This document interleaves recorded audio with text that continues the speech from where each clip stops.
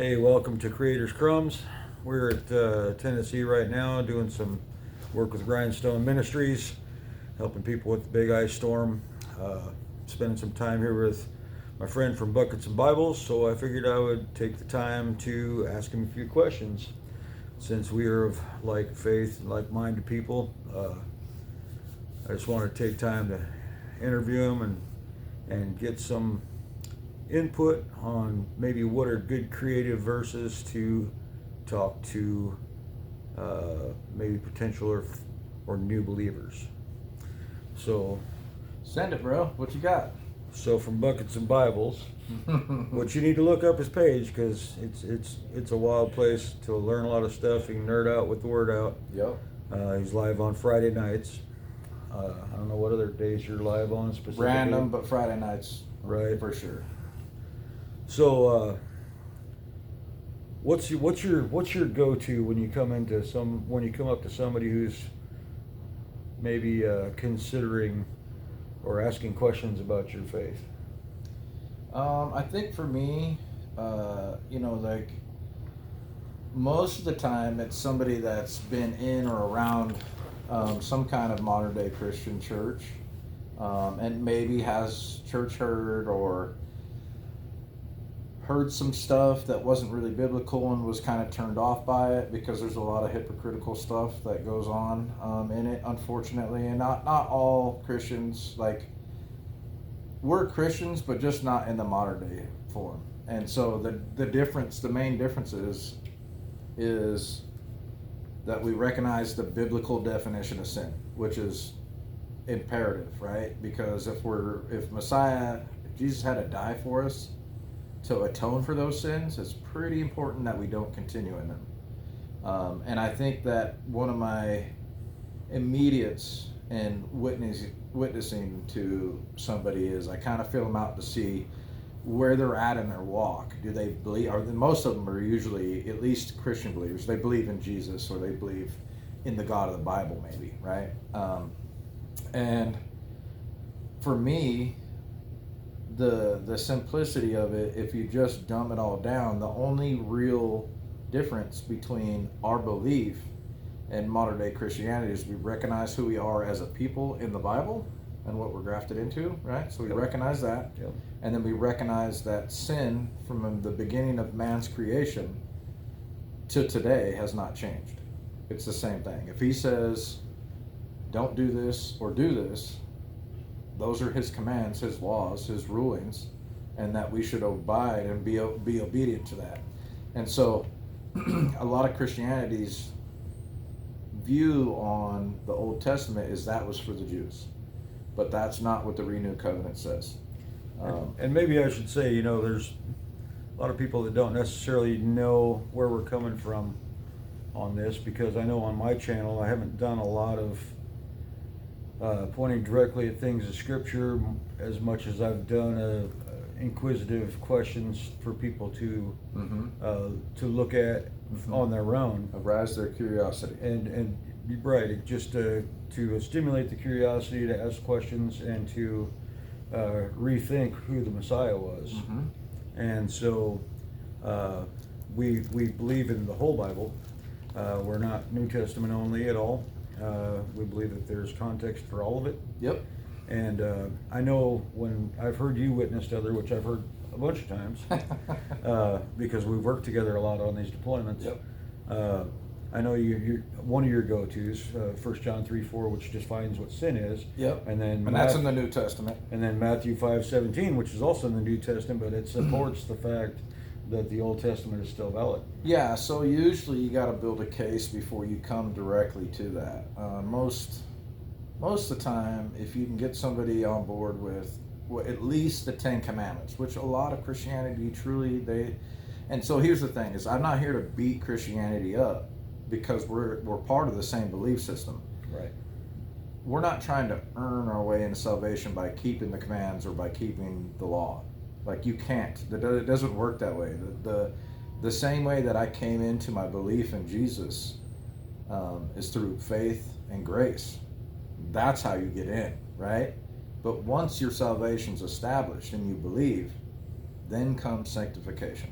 So sanctification is really the journey of that is how our walks dramatically change from Christianity, and I mean in the modern day form, because if you look at it, we believe in Jesus and what he did on the cross. The difference of us, the main difference is that what is sin to him, right? Right. What is sin to him? Because we can't pick or make that up. We don't have the authority to say, oh, well, this is sin, and so you can't do it, or I can't do it. Like, it's God's just, and he's not going to make us guess. He's not going to hold one guy to a certain standard that he's not going to hold somebody else to. He's got a set of rules for everybody, and that's what's just about it. It's fair. Right, and how can you can't as a person just decide, well, this is how I'm going to do it, because we don't make those rules. Yeah. And I think a big part of it is knowing, like you said, who we are, knowing the difference between Judah and Israel, Mm-hmm. knowing the difference, the Jews versus the Israelites. Well, it's a people group, and it's the tribes of people, Mm-hmm. and where we came from in that. And the people in Israel right now are not necessarily the Israelites from the Bible. Or the Jews. They're not necessarily not the even Jews necessarily the Jews, but when people think of Israel, they think of the Jewish people. They think of the nation state, and not in the Bible. The Bible talks about Israel as a people group and not a nation state. Yeah. And so when you read it in modern day, the context sounds different. But back then, so 1948 is when they established Israel as a nation state. It's a country, right? So it's not, the Bible's not talking about a country, because when the Bible talks about the promised land, that land's called Canaan, right? That's what it's called in the Bible. Yep. And then Jerusalem, the city where he puts his name, right? Where he chooses, and that's it. So is it still a holy city? 100%. But there's a whole bunch of context when we look at the renewed or the new covenant in Christianity. Is like, we're in the new covenant. Well, we absolutely are, because if not, we would already be eternally separated from the Father and probably rock piled to death. And so there's a tremendous amount of grace that comes through the redemption that Messiah did on the cross. And so for us, respecting and understanding that, and getting to know the Father's character, getting to know who the Messiah is, who Christ is, right? Because you don't understand any of that without the Old Testament.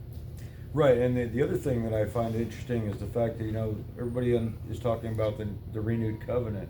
Mm-hmm. They call it the new covenant, but it's a renewed covenant, and it's discussed way back in Jeremiah. Jeremiah 31:31, yes. And thereon also in Ezekiel 36, and then in the New Testament, where people quote, well, we're in the renewed covenant, and I'll say, where's it at, and what does it say? And sometimes people know. So most of the time they don't. Most of the time they're like, well, so we just love now, and the law was nailed to the cross. Well, it doesn't say the law was nailed to the cross. It says the doctrines and dogmas of men, which is the religious made-up rules. It's man-made rules, which is what Judaism is. And so a lot of people, when they hear the Old Testament laws, they think that's what Judaism is, and they don't actually know the difference. So Judaism is a man-made tradition and a book of rules called the Talmud, right? Yeah. That the rabbinical teachings basically argue upon and kind of weigh back and forth how it is proper to keep the laws. But Jesus railed against the Sadducees and the Pharisees, which were really big into that in his times. And you can see him say, hey, I see that you hold strong to the tradition of men, but not the commandments of God, because they held the traditions on how they tried to walk it out over the actual heart condition of keeping the law. And Messiah teaches over and over again. He's like, if you even look at a woman with lust in your eye, you're committing adultery. Even if you haven't done the act, it's because your heart condition's wrong. Same as if you hate your brother in your heart, then you're already murdering him. So he's trying to refine it down to heart condition and show us that it's not, you're just not punching the law, checking the boxes, right? You're just, well, I've done this, and this, I've done good, right? And so to sum all that up, when I witness to people, what I like to do is I like to ask them if they know the biblical definition of sin. And if you're new and you're listening to this and you're like, what are these guys talking about? It's simple, okay? Two things that separate us from modern day Christian beliefs, right? From their doctrine. Then the doctrine that a lot of them go off of is the Episcopals from Paul, which his writings are excellent, but they're usually misinterpreted. And the reason why is because if you interpret Paul's writings, he basically annuls most of the Bible and even Jesus' teaching. And you'd say, well, how is that? No, he doesn't. This is the mic drop of Matthew 5:17. Yep. So this is your reference point to, in the context of the rest of the Bible, Jesus teaches in Matthew 5:17 through 19 what he expects and what he believes about the law. So Matthew 17, it says, "Do not think that I came to destroy the law or the prophets. I did not come to destroy, but to complete," or it'll say abolish in some translation. Or fulfill. Yeah, and he says he came to fulfill, right, or to complete. He says, "For truly, truly I say to heaven and earth pass away. Not one jot, not one tittle, not the smallest strokes," right, "will be by no means passed from the law until all is accomplished." And the people immediately don't recognize that heaven and earth haven't passed away yet. Exactly. And that all is accomplished on the cross. Wait. If all were accomplished, why is he coming back? So there's still more work, more prophecy that he's coming to do. That's part of when you preach the gospel. It's like, repent because the kingdom of heaven's at hand. It is. Why? Because he's coming back to end the earth, to judge it, to destroy all the wickedness. And so I really, really like it when you sum up Matthew 17 and 18 with the next verse that's in context. You can read the chapter before, all the verses before and after. It's in Sermon on the Mount, where he teaches a bunch of parables that are really important and some really key teaching points, and this is one of them. So in verse 19, after he says, "Until heaven and earth pass away," and then the next verse, he says, "So whoever then breaks or annuls one of the least of these commands and teaches men to do so shall be called least in the kingdom of heaven. But whoever does them and teaches them shall be called great in the kingdom of heaven." It's very plain. It's just exactly what it says. You don't have to read between the lines. It's what it says. The problem with it is that we've all, in Christianity, thought that Paul, for some reason, said we're not under the law. And he says that in some of his writings, but in some of his writings he also says we uphold the law. He says that we wouldn't even know what sin was except for by the law. Not that the law is sin. It's just that it shows us what's right and wrong. And it's interesting to me because people always associate with the Ten Commandments and the commands after that in Leviticus with Jewish.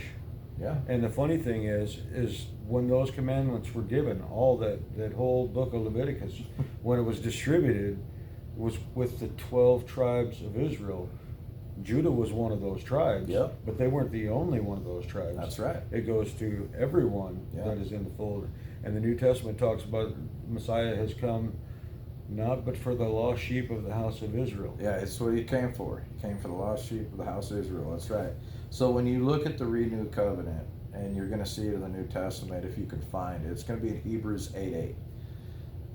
What they're quoting is a part of the prophecy, of the complete prophecy of what it says the renewed covenant will look like, but they're only quoting part of it in the New Testament. So if you're a believer that if it's not in the New Testament, then it doesn't apply to me, you're missing a whole bunch, and that's not really biblical. And the reason why is because there's a bunch of prophecies that say who Messiah is, who Jesus is in the Old Testament, and you don't even know how much of that, like who he is, unless you know those verses. And then you really get to see who he is. And there's so much Old Testament quoted in the New Testament. And that's where the Messiah taught from, was the Old Testament. Yeah. He didn't teach from Corinthians or Paul or he didn't teach from any of that. Then he was teaching from the scriptures, the original, what we call I call the Older Testament scriptures. The first writings and the second writings is what we like to really say, because it's one book. It's not right. The old ways and now the new ways. that's only a partial truth. That's not an entire truth. So speaking of truth, when we're talking about all this, we're really talking about sanctification for believers. If you're a believer in Messiah and you don't want to sin against the Father, if you want truth, that's what you should not our truth, not your truth, not your pastor. What is his truth? And that's the truth you should be chasing. And his word is truth. So it says, sanctify them in truth, your word is truth. So that's what we're talking about, is being sanctified in the word. And the word is simple. For our whole doctrine is just read the book and do what it says. And there's stuff in there that doesn't apply really today. There's temple stuff. We're not sacrificing animals and all that kind of stuff. A lot of that ceremonial, sacrificial stuff is been fulfilled, right? Like, we don't have to bring a sin offering because we have one. That's who Jesus is. That's why we don't have to do that anymore. There's also just commandments in the old law that are specifically for Levite priests, right? That's what I was just about to say. It's probably 30% of the laws are for temple services and Levites, and so they don't really apply to any of us, right? So not yet, not now. yeah. So the importance of that is people get hung up. Well, that's 613. There's 1,000 in the New Testament commands and orders, right? If you want to look at it like that. So, and there's millions in the local penal code in just the state you live in, or maybe even the city. So it's not a big deal, because the deal is say we're totally wrong, we're way off, and you don't have to do any of this stuff. The worst that we're going to get charged with is being overachievers, right? And I would rather, at the end of an age, have Messiah say to me, well done, good and faithful servant, than depart from me, I never knew you, you workers of lawlessness. And I look at it, there's like 3 categories. You've got the vertical, your relationship with the Father. Yeah. Your vertical relationship. And then you've got the horizontal relationship, how to deal with other people. Yep. And then you've got disease protocol. A Yep. lot of the stuff that, is written it tells you, how do you check if you have flaky white skin, or if there's something's red, what if it's got hair growing out of it, So it talks about a lot of like stuff that we have modern day solutions to, but what it was the simplicity of, if you're going to go to the bathroom, don't poop in the camp. Like, go outside of the camp, dig a hole, and then bury it, and then come back into the camp. And that's even kind of, I think it's redone in the New Testament, or maybe in Revelations where it's talking about it, but the principle that he's trying to push, I believe, is just basically like they're common sense things, like don't touch dead stuff. Yeah. If you do, wash your hands. If you do marital things, take a shower afterwards. Like, there's a lot of principles that are, like, you would think they're basic and everybody should know, but like, he's laying it down saying, hey, just so that you're not gross and making your friends and my people gross, be clean. Don't eat things that eat trash.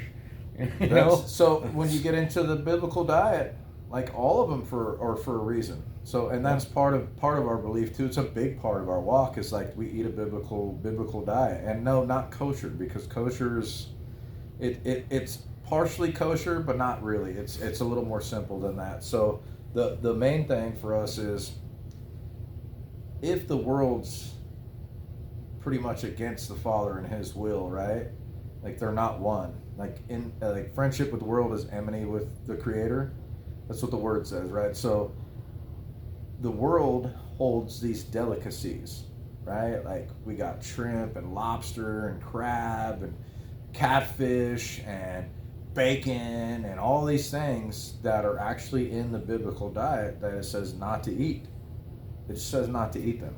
And that's, for me, it's very simple scientifically to look and go, oh, these are all like filters for ecosystems to keep stuff healthy. But it doesn't mean that was created for food. Another big one for us was when we talk about how many animals came out of the ark, and everybody's like, oh, they came on 2 by 2. And it's like, yeah, because that's the song you were taught in Sunday school. Right. But that's actually not what it says. Nope. I encourage you to go look up what it says about that. Because it says 2 pairs of unclean and 7 pairs of clean. That's how many went on the ark. So it's quite a bit different than what we were taught when we were youngsters in church. And maybe you were, maybe you weren't. You know, maybe this one's not for you if you already knew that. But the interesting thing about clean and unclean, that was before the law was given to Moses to give to Israel. Right. It was before that. How did they know clean and unclean? How did they know Cain and Abel to bring offerings to the Father, right? Off of their what they produced, you know, their livestock and their harvest. How did Noah, when the ark finally landed on dry ground, how did he know off and he got off the ark and immediately made an offering to the Father? Before the law, because there was an oral law beforehand. That's how people knew what sin acceptable and wasn't. And then they went into slavery, 400 years, a lot of that was lost. Then it was written in stone so they would not forget. Yeah, they lost so much when they were enslaved in Egypt. Yeah. So, you know, a lot of people didn't pass the same knowledge down. Yeah, it had been watered down. They lost most of it. And they knew, like Moses knew that he was supposed to like go and worship the Creator, but you know, the Egyptians wouldn't let him go. Let him go do what they needed to do. Right. And do their offerings. So that's another thing I've found too, is it talks about the feasts. Mm-hmm. And almost at the end of every scripture talking about a feast, it says, these things you shall do forever through all your generations. Yep. And it doesn't say just till Messiah comes back. yeah, It says forever. Yeah, exactly. And I honestly believe that there's a lot of people that are going to be learning Torah once the end day comes. Well, and that's the thing. So Leviticus 11 talks about what's clean, and then Leviticus 23, or I might have it backwards. Sometimes I mix those up. And then Leviticus 23 talks about what's called the appointed times. So if depending on what translation, it'll call feast days or appointed times of God. We call them the Moedim because that's how you say it in Hebrew. But the first one on the list of 7 that they have is the Sabbath. And that the Sabbath is the 7th day, not Sunday. Sunday is not the Sabbath. And there's only early church fathers that thought they had the authority to change it to the Lord's Day and make it whatever day they wanted. But if you read in the 10 Commandments, it says, remember the Sabbath and to keep it holy. Well, what does holy mean? Holy means set apart in Hebrew. So, and you can look up the definitions. I encourage you, please don't subcontract your faith to ours. Yeah, just look for yourself. Like I'm not trying to get you on my team. I'm just trying to get you on the team of truth, which the word says. And I think that it's really important that we look at the fact that the Bible's been translated into English. It wasn't written in English. Okay? The Bible was not written in English. It was translated. So in translation, everybody knows that you can lose value of the meaning and the depth of what they're talking about. So if you're going to study the Bible, please look it up in the New Testament, it's mostly written in Greek. But by Greek definition, you'll see there's quite a bit more depth to it. And in the Old Testament, Hebrew definition. And those definitions are quite a bit different than how they translate into English. They have so much more depth. And so I encourage you, if you're going to try to figure out what this word or this phrase means, to look it up in its original language and what those words actually defined as. They mean a lot different. Like the word law. I'll give you, this is my example. Yep. The word law. I'm kind of outlawish because of my background. So like when I hear law, I'm like, I don't like that word. I'm immediately rebellious to it. And so if you feel when you hear the law like, oh, I'm not doing that, it's understandable. You know, and that little bit of rebellious in you is okay. But look at what it actually means in Hebrew. So if you look up the word law in the Old Testament, and what it says in Hebrew is the word is Torah. And Torah, by definition, starts off with instruction. So if you change by your understanding of that word and just put it as the instructions versus the law, the context is actually more meaningful. Now, I understand why it was translated to law, because it is firm. It's a law. It's what he said, that's it, right? People were put to death for it because it was that serious. But it's really starts, that definition starts with a loving instruction, but firm like a law. Right, there's love behind the instruction, and just like with your kids at home, you have laws, instructions, rules I do. in Got your, house in your rules. home. Yep. You know, you can't just throw your trash on the floor. Yep. You know, that's one of the rules of the house. You can't throw your trash on the floor. You have to pick it up. Yep. And there's consequences if you knowingly disobey those rules. And it's the same thing in the Bible. It's the same thing in the Bible. And you don't want to live in a filthy home. Why would you? So he's got those same kind of laws for his house. Yeah, and I think the simplicity of it too is like the law of gravity, right? Like if you break the law of gravity and you think you're going to jump off of this, 100-foot building, and you're not going to, you're not going to have the consequences of breaking that law, that you don't fly, right? That gravity's going to pull you down. You're going to break or die. So there's laws of physics, like all these, they're natural laws, and so his laws are really natural laws, like the food stuff, like how we don't touch dead stuff, we don't partake in any blood. Like there's a lot of stuff that's just basic good information. And so if you look at the Bible, I like the acronym the Bible when they say basic instructions before leaving Earth. I like it because it's kind of one of those things, except for we're not leaving Earth, because the new heaven and new earth's coming here. That's right. That's what it says in Revelations. But if you're curious about this kind of stuff, please leave a comment. It's okay if you argue like where you're understanding your stuff. It's totally okay, because this is what ironing sharpens iron looks like. Without any kind of friction, right? We can't get sharp. So here's your friction in love. And put a comment in there if you agree, if you don't agree, if you got verses that you're like, well, what does this mean then? Just ask a question. It's totally okay. We'd love to answer it for you. And I'm in contact with Jody from Buckets. So if you have a question for him, he'll probably go ahead and post this on his page as well, maybe, or put a link to it or something like that. You can send a question to either one of us, and Sure. If it doesn't get to him and it gets to me, I'll make sure he gets the question, and maybe Absolutely. we'll do a collaboration when we go to ATS or something. Yeah, that'd be great, man. So that'll be later on this month. So Yeah. anyway, welcome from Buckets and Bibles, Yeah. and look us up at Creators Crumbs. We've got just Appreciate kind of you, getting brother. started. Love this brother. Worked with him a bunch of times on these. Really respect his witnessing and his beliefs. But go check out his live stream on Friday night. It's a fun place to be. It's a busy place. Yeah, it is. It's a busy place. It can get busy. It hasn't been too crazy lately, but it can get busy. Thank you for coming, brother. Yeah, love you, man. We'll be back on it Yeah. again soon. Love you too. All right. Y'all come back and see us.